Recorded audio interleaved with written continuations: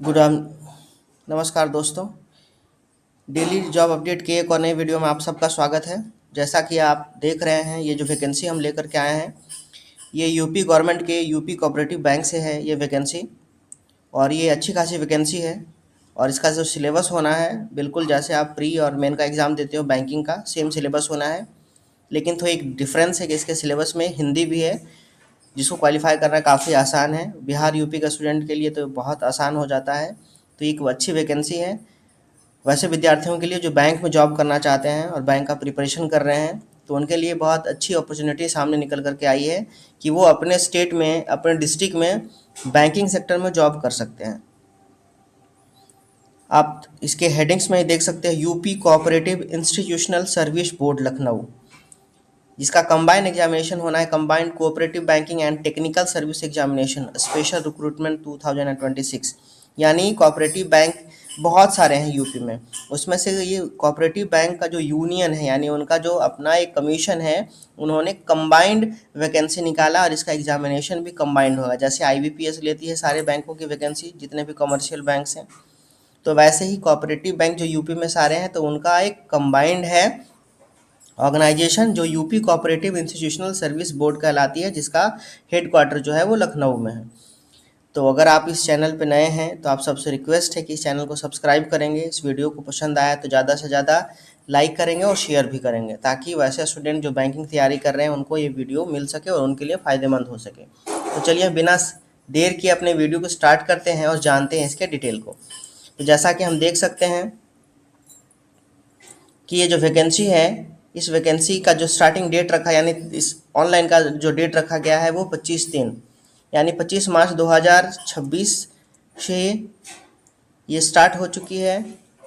और इसका जो लास्ट अंतिम तिथि रखा गया है 15/4/2026, यानी 15 अप्रैल 2026 तक इसको आप फिल कर सकते हैं।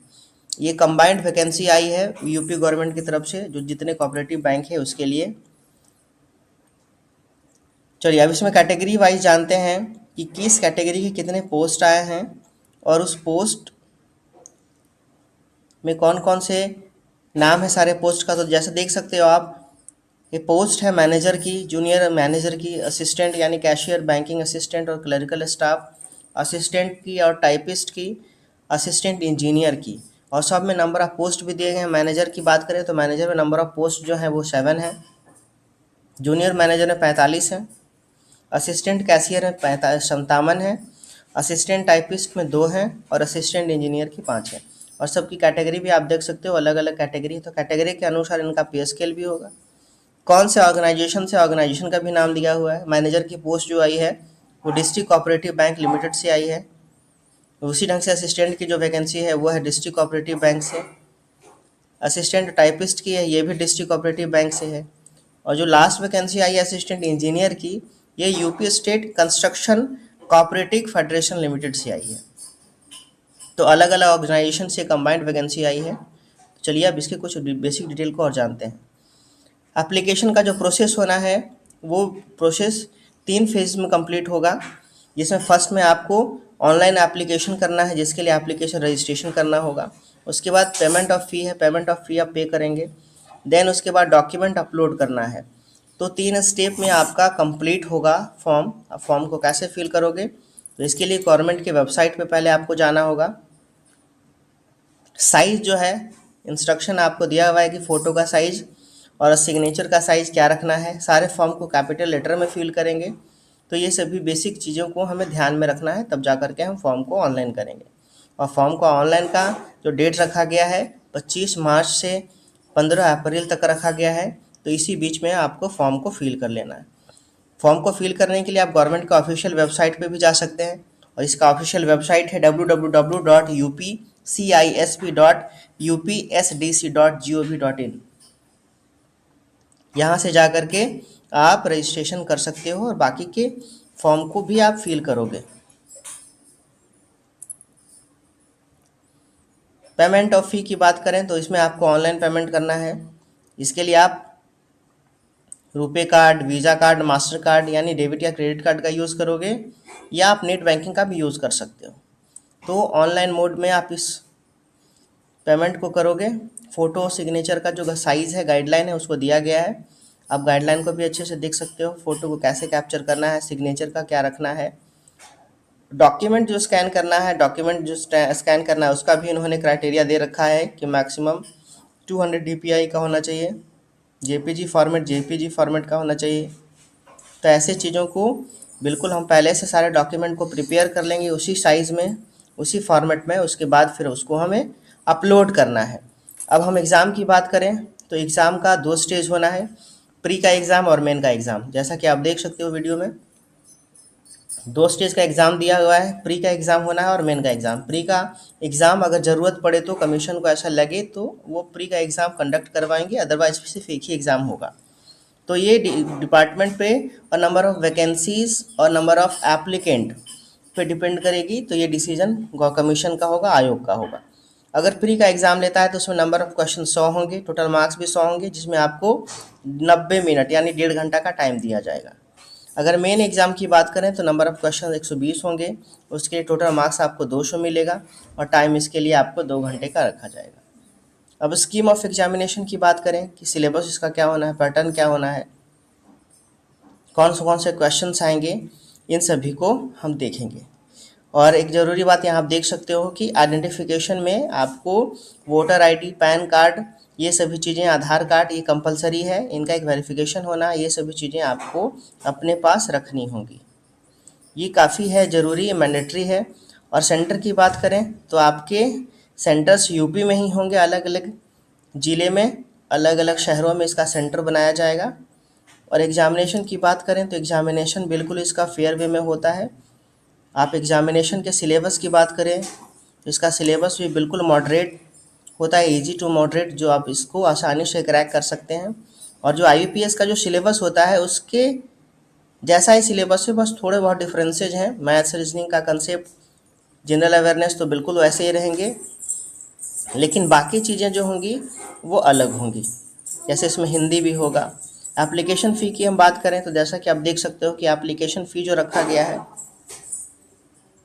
ये other backward classes in the state of Uttar Pradesh, Uttar Pradesh में जितने भी बैकवर्ड क्लासेज हैं उनके लिए 500 रखा गया है फ़ी। शेड्यूल कास्ट के लिए 250 रुपये रखा गया है। दिव्यांग के लिए एक भी नहीं रखा गया है। तो ये कैटेगरी वाइज आप देख सकते हो कि फ़ी रखा गया है। एज लिमिट की बात करें तो मिनिमम 21 रखा गया है और मैक्सिमम 40 रखा गया है। यानी मिनिमम 21 ईयर्स के अगर आप हैं तो इस फॉर्म को फिल करेंगे।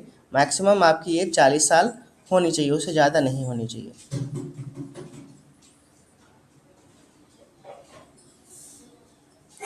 पे स्केल यहाँ पे आप देख सकते हो कि मैनेजर का क्या पे स्केल होना है, नंबर ऑफ़ पोस्ट कितने हैं, ये भी आप देख सकते हो। कैटेगरी वाइज दी गई है, कौन से कोऑपरेटिव बैंक से किस पोस्ट की वैकेंसी है, यहाँ पे आप देख सकते हो। मैनेजर की है, असिस्टेंट मैनेजर की है, जूनियर मैनेजर जिसको हम कहते हैं। तो ऐसे बहुत सारे पोस्ट हैं और सभी पोस्टों का देखिए, असिस्टेंट जो होते हैं, जो हमारे एसोसिएट होते हैं, क्लरिकल स्टाफ, उनकी भी यहाँ पे स्केल दी हुई है और नंबर ऑफ़ पोस्ट भी दी हुई है। तो उनका भी स्केल आप यहाँ से चेक कर सकते हो। तो PDF आपको कंप्लीट PDF ऑफिशियल वेबसाइट पे मिल जाएगा, वहाँ से आप कंप्लीट PDF डाउनलोड कर सकते हो।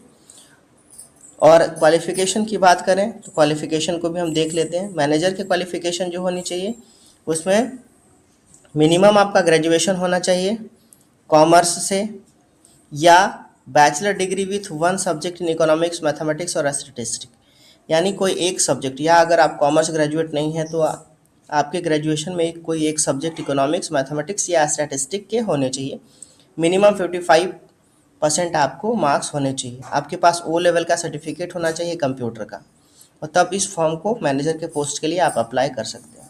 वैसे ही अलग अलग पोस्ट के लिए रखा गया, अलग अलग जूनियर मैनेजर के लिए भी आपके पास कॉमर्स की डिग्री होनी चाहिए या ग्रेजुएशन की डिग्री में इकोनॉमिक्स, मैथमेटिक्स या स्टैटिस्टिक का कोई एक सब्जेक्ट होना चाहिए, और आपको O लेवल की सर्टिफिकेट भी मिलनी चाहिए।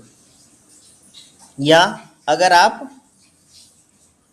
टेक्निकल क्वालिफिकेशन होल्डर हो, यानी जिस आपके पास अगर BCA, MCA, BTech या BE का सर्टिफिकेट है तो फिर भी आप फॉर्म को भर सकते हो। इसके लिए कॉमर्स मैंडेटरी नहीं है। या BBA, BBM आप कर चुके हो, MBA कर चुके हो, या आपके पास DGM PGDM का सर्टिफिकेट है तो भी आप इस फॉर्म को फिल कर सकते हो, यानी आप BC MCA BE BTech holder हो तो भी फॉर्म को फिल कर सकते हो।